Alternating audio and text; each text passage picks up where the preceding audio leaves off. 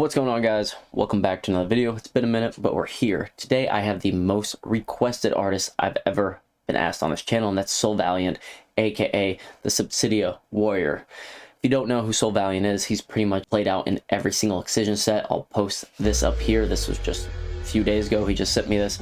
He's getting played out. He is the BOSSFIGHT Warrior. He's that guy, and he's going to show us how he is that guy. Now he's going to be doing a sound design tutorial with us. He's going to be showing us how to do chug bass from the Serum patch, from the post-processing, what he can add or take away to make sounds different with fake outs and non-fake outs. He's going to show you everything uncovered. Now, if you do like this content, make sure to like, comment down below, help boost the algorithm, let me know you want more of this. And if you want even a further breakdown video on my Patreon, I'm going to upload a full project breakdown that he and I and Kiro, who is going to be our translator, went over, and it's fire info. I learned so much. I can't wait to share this with you guys. Make sure you watch from beginning to end, because if you jump in randomly, you won't understand how we got there, and that's crucial for learning, because this isn't TikTok. You're not going to learn sound design in 60 seconds. So Says that he has these two patches. He uses pretty much the same techniques in most of his sound design, right? Specifically for chugs and sustains. And he wants to go over these two main patches that he likes the most. Does two questions. Does he prefer using squelchy and the phase is it Verb? Sorry, it's kind of blurry. Yeah, it's all good. Does he prefer using that most of the time for his patches? And then is that LFO also like his go-to chug LFO formation? Okay, the first one is yes, and I was gonna talk about that because I asked him the same thing. We'll start from the beginning. He says that when it comes to choosing oscillators, he feels like the best ones are come from the spectral motion, right? Or the spectral tabs. ¿Le puedes hacerle clic otra vez en el oscillator? Ah, Ahí está, sí. okay. Ahí está listo. He likes to really use the squelchy ones as the main patch, right? And then he'll, in the same section, when he starts FMing from B, because that's something that he likes to do just most of the time, he'll still be in the spectral tab, but he'll obviously just use a different wavetable. He says that it's pretty important to have some detune in there too, so he goes, he tosses in some unison on the first one, and then tosses in pretty much everything on the second one as well for unison. And he automates that using LFO1. And this shape that's drawn here in LFO1, it's pretty much the standard shape that he uses for all of his chugs. And then he says that for filtering, it's more like a final touch, but he thinks that the best way to give it some extra spice is to add this specific filter, this high notch 12. And you kind of see it doing like a closing motion, right? Yeah. The which peaks is what and the gives it valley coming together. Exactly, which is what gives it kind of its valleyness. Exactly, valleyness. There you go.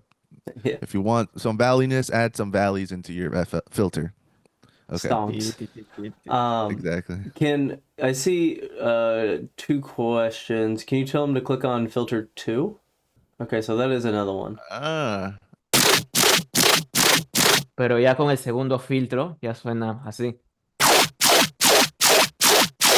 Okay. So he says, yeah, he's been pretty new to Serum 2. He's been playing with it, and he feels like he has a lot more, pretty much like freedom, right? So he's like, you know what? Let me start playing with this filter too. And he says that what he felt that the patch needed before adding this filter is like a little bit more body, right? So he found this filter. What is it? Like a high band, like a high. I don't know what this is. HB12. Yeah. Yeah. So this one. He said that it was just a nice way to complement the other filter that already had like the motion, and then this one gave it the body, and they worked really well off of each other. He's pretty happy with these results, so he's gonna start messing with more double filtering soon. Everyone, he's pretty much using the typical high notch filter, creating the val and the peak, and then he's just doing it again instead of creating a notch, I guess I would say. He's using another peak to kind of get that high valley sound, that resonance that he wants, that tone. Can we hear both filters turned off? this may get answered in the later session, but a lot of the time in his tracks, he has like when his chugs hit, it doesn't feel like the same exact chug. It's not like yeah, yeah, yeah. It's like boom, chomp, boom, like it has swing almost like they're like if I had to guess, it was like two LFOs, you know, like one longer, one shorter. I Can heard you that ask him too. how he does that? Because I bought a sample pack and I saw that shit. Yeah, exactly. So you know Es, exactly what I'm talking about. okay, okay. Algo que notamos yo y Kurt, no sé si recuerdas, pero yo compré tu sample pack. Sí. Plug a sample pack, or I Yeah, don't know how yeah. to. Here, I'll pop it up. Yeah. Actually, I think you have to message him. So message Soul Valiant. I got. I'll pop it up though. Message him. It's fire. He's showing what he usually does to get that Yeah. variation going. Luego hago esto y después ya lo...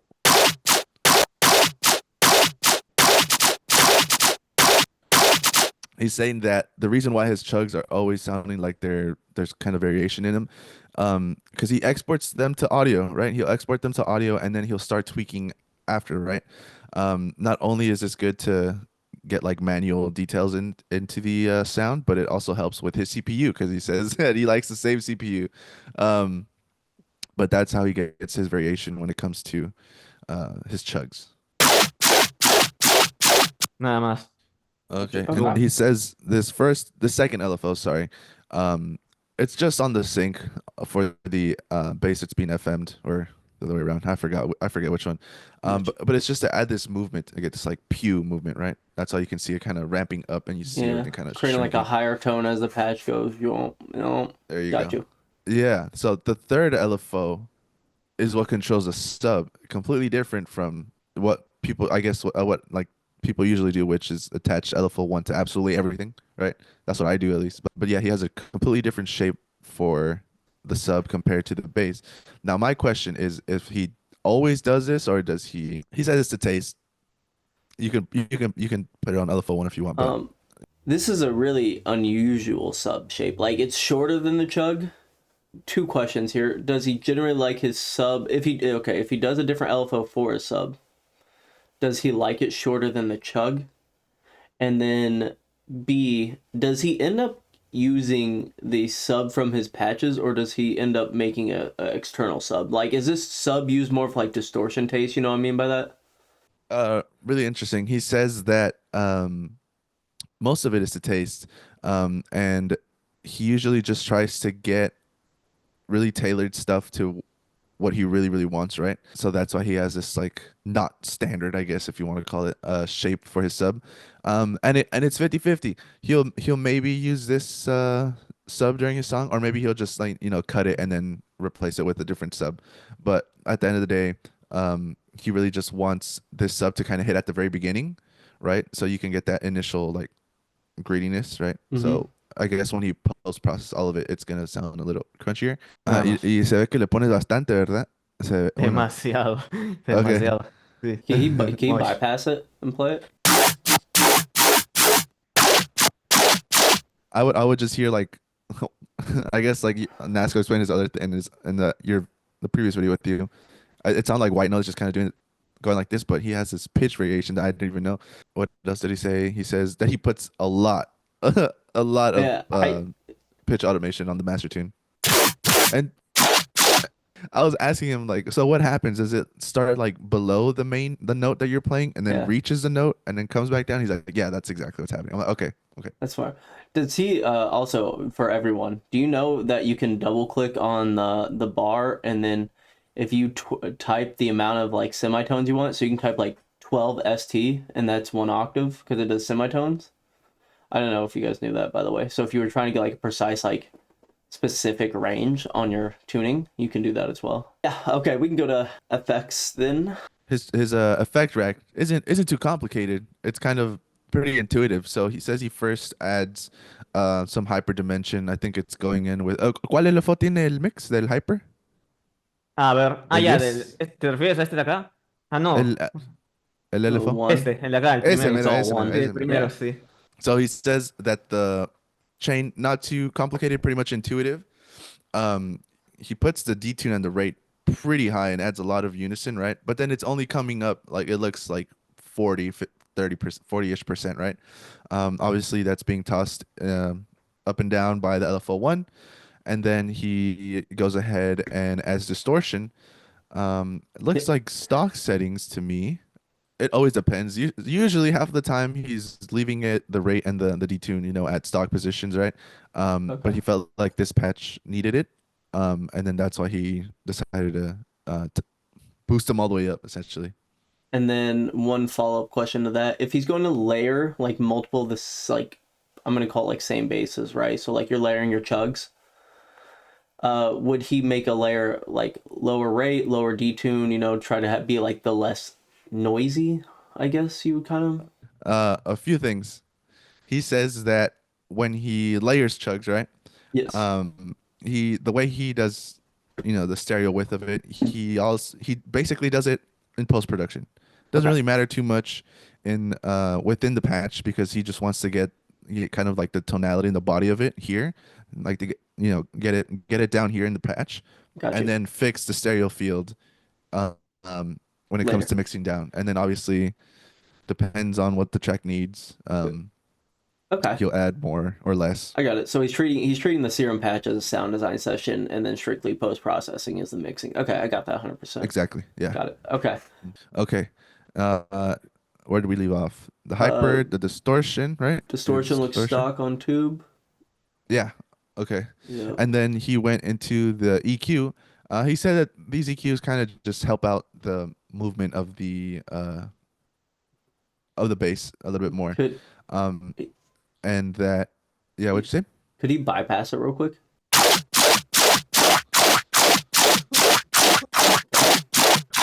And then his combs, is it always bypassed, or did we do that at some point? So if obviously he cut it out, but he says that sometimes he'll either use the combs or the all passes filter to give it some extra texture. In this case, he didn't like the way it came out, so he muted it and then just left it in there. Um, that's the only reason why we saw that, but um, typically he's only using these three now. He says like the new practice or the new technique that he's using, right? Or Got the you. standard that he's using is just hyper distortion EQ and then compressing it at the end. Okay. That makes perfect sense. Does he do a lot of post processing after Serum for his chugs? The noise, Llegando taking out medios, and the harsh creo que area. sí shifter, Windy shifter también. Is that a FL stock Oh. shifter? Okay. Yeah, he says it's a new stock plugin from FL. Fully using OTT, and then he's staging it back up because it roughly reduces it around 12 dB. Okay. Looks like it. He says he always Oh wait, he's uses outputting those 17. Never presets. mind. Okay, that's fine. He said, or Más, those settings, sorry.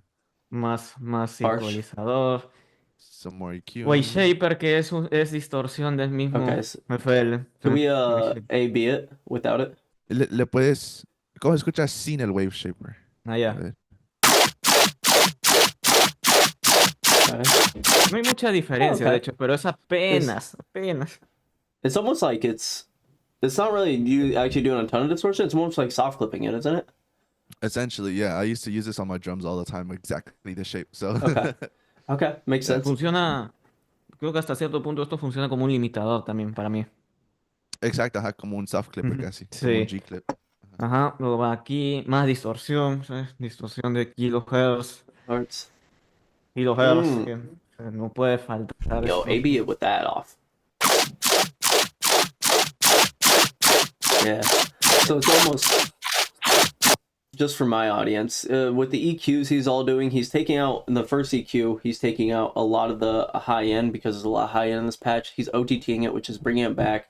He's EQing again, which is just taming a couple of the resonances or harsh frequencies, which he's then soft clipping with Wave Shaper, and then he's distorting it an insane amount. I mean, I don't know what that drive is, but that's got to be super high. That's got to be double digits, I'm assuming. Distorting everything and bring that high end back up. Can you turn off the EQs in the first bus real quick and just play it with everything else on?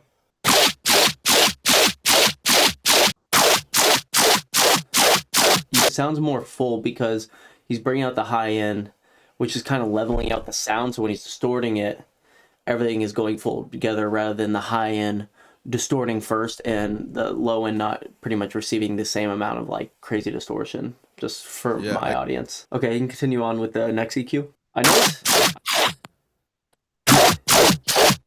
sin ecualización esta suena así, ¿sabes? Suena así. Ya con la ecualización suena así. It seems like his chugs are more high mids and high heavy. Like it seems like he takes out a lot of the body. When I say body, like the 2 to 500 area. Is he carving this out for his sustain, or does he generally just not like that low mid area? Is his sub so big that it's taking up the low mids? Like what's his approach there? Yes. Bad frequencies, making space for sub, and making space for sustains. And one follow-up. Say he was doing a chug only, like a no sustain drop. Would he be EQing that out still, or would he be making other sounds, other chugs to fit that mesh to make the spectrum sound full? Okay. Yeah, so he says it's it kind of depends on the track, right? Depending on what he needs at the time. So if he is gonna just do if he's not gonna do any sustains, right? What he'll do is the name of the game that he's talking. He says like, oh, the name of the game is like complementing sounds with each other, right? Yes. So if he's gonna cut a bunch of those lows, right, he's gonna find another sound that kind of supports those missing frequencies, right? And then he's just gonna tailor everything to the song. Maybe a different pattern might help out with filling out some space, right? Gotcha. But at the end of the day, it's just finding out what sounds complement each other and making sure that they kind of work well off of each other. And this is just for my audience. He's pretty much already EQing out and leaving a sound how he wants. He's not trying to force a sound into any particular part of the mix that it doesn't belong with. And this is what comes with like a trained ear with layering and knowing like different sounds complement each other. And even if a sound doesn't sound good by itself or full in a mix, that's why you have layers, right? You complement it and make this cohesive sound. So yeah, so he says that he I think this is the end of the chain, but he just adds this stock fruity fast distortion, right? I'm not too aware of the stock settings, but I'm assuming that he tweaks them. And then it looks like it's a little more aggressive. I'm assuming it's going to be the typical linear pattern. So he's doing a lot of like gain staging. He's doing distortion, he's EQing, he's doing something EQing. He's doing a lot of doing this and then correcting what's wrong in the mix. For anyone that's wondering why he has 4 or 5 EQs he's going through, why is he using 3 or 4 distortions, why is he using multiple wave shapers, which is the way he's using it is a very light distortion. So he's just doing gain staging. That's what this is. He, instead of putting all the emphasis on one distortion and saying this is going to do all the work and then I'm going to fix it, he's doing it. Here's what happens. Takes out the parts he doesn't want. Does it again. Okay, I like this. I don't like this. We're going to take out this with the EQ, and he keeps on until he gets to his final point. And he's not, besides the one kilohertz one that's distorting a ton, a lot of it's not doing too much work, even within his serum patch and all that. Like he had tube distortion, which is a very mild distortion for dubstep. So for anyone wondering, it's just little baby little changes besides, like I said, the massive distortion on kilohertz. Cool. Awesome. I think that's nice. Good for the chug bass.